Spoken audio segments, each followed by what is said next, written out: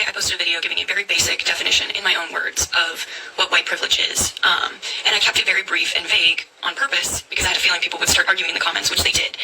But I also thought it was super interesting how many people were commenting that I have white guilt, that I want to be black, and that I'm dying for the attention of the black community. First of all, yes, I have white guilt. You should too. Anyone who grows up with the knowledge that they have systematic advantages over other people just because of historical events and historical discrimination should feel a little guilty about that. Whether or not they contributed to that is a whole other thing, but you're reaping the benefits of it. People act like white guilt is something to be ashamed of, but if you use it in the right way and you use it to further reduce injustice, it's a good thing.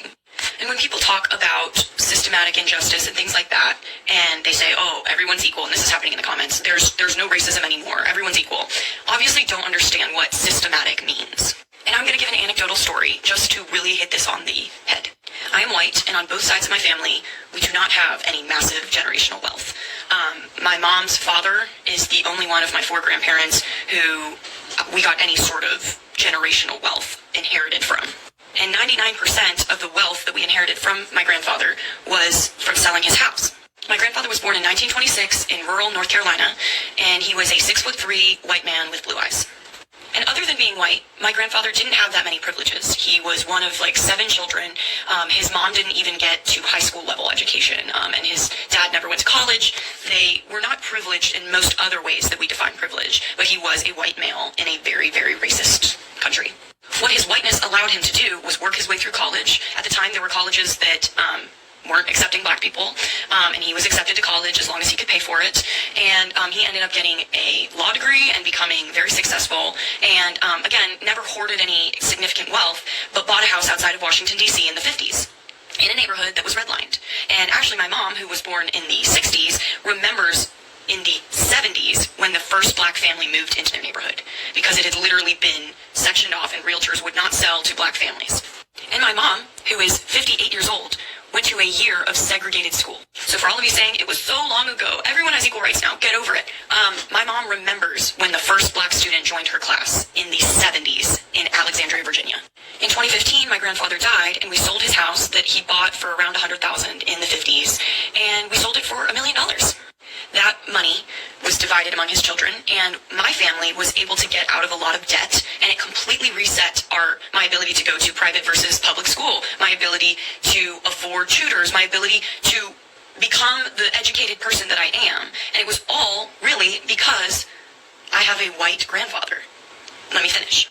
Had my grandfather been black and had all of the other skills and background that he had, he couldn't have gone to the schools that he went to. He wouldn't have been hired in the jobs that he was. And he couldn't have bought the house that he did, that, 65 years later, put his family out of debt. So if anyone tries to tell you it's not that deep, it really is that deep. It goes so far back. Any small privilege that a white person has is probably, to some degree, due to their whiteness. And if you are a white person who has roots in the South, you definitely should have white guilt, and you definitely should be doing the work to understand how your privilege affects the people around you and how you can help level the playing field. Because you, almost 100%, have an ancestor who owned black people. So yes, I have white guilt. Yes, I'm aware of my status as a white woman, and I'm aware of the parts of my identity that are privileged and the parts that aren't. But saying that you have a certain type of privilege doesn't mean that you have every privilege. It just means that that aspect of your identity is favored by society. So I can talk about being a white woman, and that makes me privileged. But if I talk about being a woman, that is actually a disadvantage in a lot of ways. And everyone tried to get all particular about these specific situations where a black person might have a privilege or a woman might have a privilege over a man. Those are isolated situations you're bringing up. We're talking about large-scale, mass, systematic issues. And it's a lot deeper than just, I felt racism as a white person at one point. Fine, yeah, all of us can experience what feels like discrimination based on race. But that doesn't mean that it's systematically affecting you and stopping you and your families from catching up. That's really what it is. Now, yeah, legally, black people and white people should have the same exact rights and privileges. But they're playing catch-up. Because if my family, like I said, had been black, we would never have gotten out of debt in 2015. I would never have been able to afford the school that I went to and live the lifestyle that I'm living right now. And that's because of effects from over 70 years ago. So thanks for listening. And yeah, white guilt's okay.